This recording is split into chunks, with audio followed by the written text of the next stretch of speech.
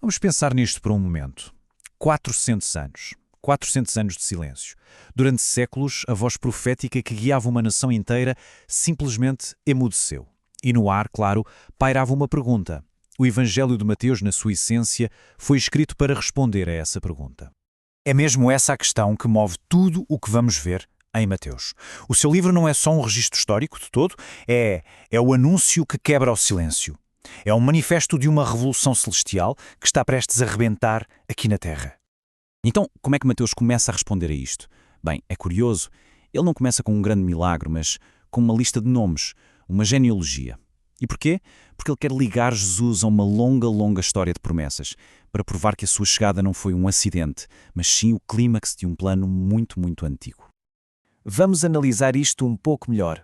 Mateus traça a linhagem de Jesus desde Abraão, o homem a quem foi prometido que a sua descendência iria abençoar o mundo inteiro. Depois passa por David, o grande rei, a quem foi prometido um trono eterno.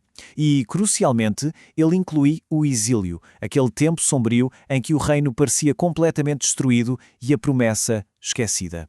Tudo isto, para Mateus, converge para o único ponto no tempo: Jesus, o Messias.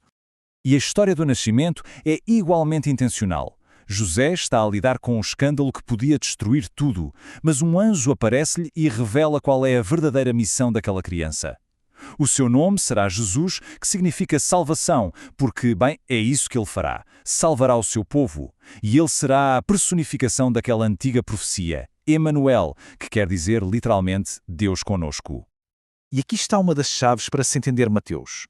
Repetidamente, ele usa esta frase quase como um refrão para que se cumprisse a profecia. O nascimento em Belém, a fuga para o Egito, a tragédia em Ramá, até o facto de viver em Nazaré. Para Mateus, cada um destes eventos é uma peça de um enorme quebra-cabeças profético que agora se encaixa na perfeição. Depois de estabelecer a identidade de Jesus como o rei que foi prometido, Mateus avança para a sua missão pública. E essa missão começa com uma mensagem radical sobre um tipo de reino completamente novo. A mensagem ecoa primeiro no deserto, na voz de João Batista, que está a preparar o caminho. E a sua proclamação é urgente. Arrependam-se, porque o reino dos céus está próximo. E depois, no momento em que Jesus é batizado por João, o próprio céu parece rasgar-se. Ouve-se uma voz que declara: "Este é o meu Filho amado", ungindo-o oficialmente para inaugurar esse mesmo reino. O Sermão da Montanha, então, é o grande manifesto deste reino. Jesus não veio anular a lei antiga, mas sim aprofundá-la e ir à sua intenção mais profunda. Vejam a diferença aqui. A lei proibia o ato físico do homicídio, mas Jesus vai à raiz do problema, a raiva no coração. O reino que ele proclama não é sobre seguir regras externas, é sobre uma transformação que acontece por dentro. As bem-aventuranças, basicamente, viram o mundo de cabeça para baixo. Neste novo reino, não são os poderosos ou os ricos que são os chamados de abençoados. Não, são os humildes, os que choram, os misericordiosos. É uma redefinição completa, total, do que significa ter poder e estatuto. Mas como é que este reino se manifesta na prática? Jesus não se limitou a falar sobre ele. Ele demonstrou a sua realidade com ações poderosas. E como seria de esperar, essas ações criaram inimigos igualmente poderosos. A autoridade deste rei é total. Ele cura doenças, acalma tempestades no meio do mar, expulsa forças do mal, mas depois faz algo que choca absolutamente toda a gente. Ele perdoa pecados. Uma prerrogativa que os líderes religiosos acreditavam pertencer apenas e só a Deus. Para eles, isto era o cúmulo da blasfémia. Claro, este poder que ninguém podia negar gerou um conflito que só foi crescendo. Os líderes religiosos, ao verem a sua autoridade a ser desafiada, precisavam de arranjar uma explicação para a origem do poder de Jesus. E a conclusão a que chegaram foi sombria. E aqui está a acusação central. Reparem bem nisto. Eles não negam o poder de Jesus. Eles não podiam. Em vez disso, o que fazem é atribuí-lo à fonte de todo o mal. Esta acusação torna-se o ponto nevrálgico da conspiração contra ele. Aos olhos deles, ele não era divino, era demoníaco. O conflito sobe de tom e finalmente culmina em Jerusalém, o centro do poder religioso e político. E Jesus vai para lá, para confrontar as autoridades de frente, sabendo perfeitamente o que o esperava.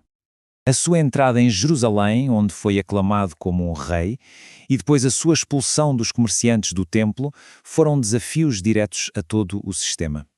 Ele não estava a tentar reformar as coisas à margem, estava a reivindicar a sua autoridade sobre tudo. Na última ceia, Jesus pega nos antigos símbolos da Páscoa, a libertação de Israel do Egito, e dá-lhes um significado completamente novo. O seu sangue, diz ele, não vai celebrar uma libertação antiga, mas sim selar uma nova aliança, uma aliança baseada no perdão dos pecados. A crucificação é apresentada com toda a sua agonia. E aquele grito da cruz, meu Deus, por que me abandonaste, é na verdade uma citação do início de um salmo. É um grito que expressa a profundidade do sofrimento, sim, mas para quem conhecia as Escrituras, também apontava para a vindicação final que era prometida no fim desse mesmo salmo. No preciso momento da sua morte, Mateus relata um evento simbólico de um poder imenso. O véu do templo, aquela barreira que separava a humanidade da presença sagrada de Deus, rasga-se de alto a baixo. A mensagem é clara. A morte de Jesus abriu o acesso direto a Deus para toda a gente. Mas para Mateus, a história não acaba na tragédia da cruz. Nem pensar. O túmulo não é o fim. A morte não tem a última palavra. O tom muda completamente, da tragédia para o triunfo absoluto.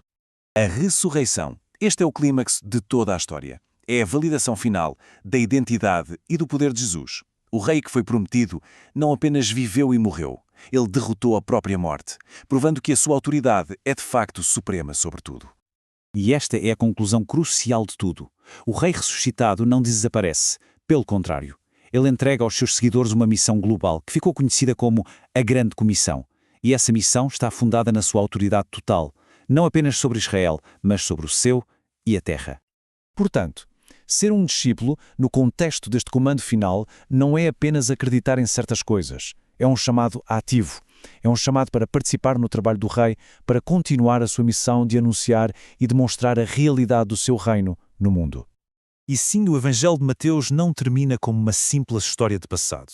Ele fecha com uma missão que ainda continua, uma promessa que perdura e uma pergunta que ecoa até aos nossos dias.